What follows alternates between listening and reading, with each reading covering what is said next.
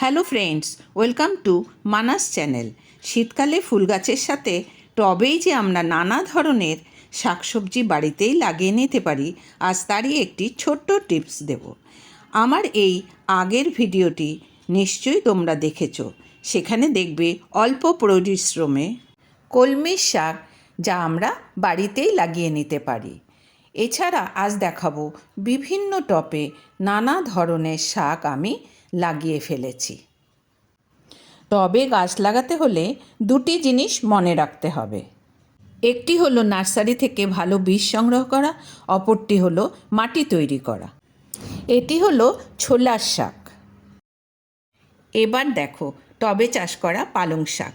2-4 বার শাক তোলার পর ভিডিওটি হয়েছে। প্রচুর শাক হয়েছিল।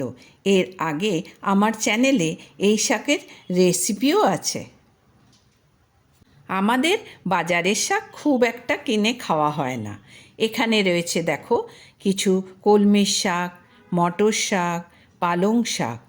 এই সব শাকের সম্পূর্ণই অংশ স্বাস্থ্যকর, যা পরিবারের সকলের স্বাস্থ্যের জন্য খুবই দরকারি।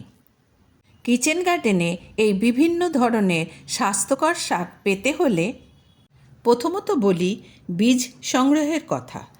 যদি তোমার নিজে হাতে করা গত বছরের বীজ থেকে থাকে তাহলে তো খুবই ভালো কথা, না হলে তোমাকে নার্সারি থেকে ভালো বীজ সংগ্রহ করতে হবে। দ্বিতীয়ত টবে মাটি তৈরির সহজ উপায়, যা আমার নেক্সট ভিডিওতে দেখতে পাবে।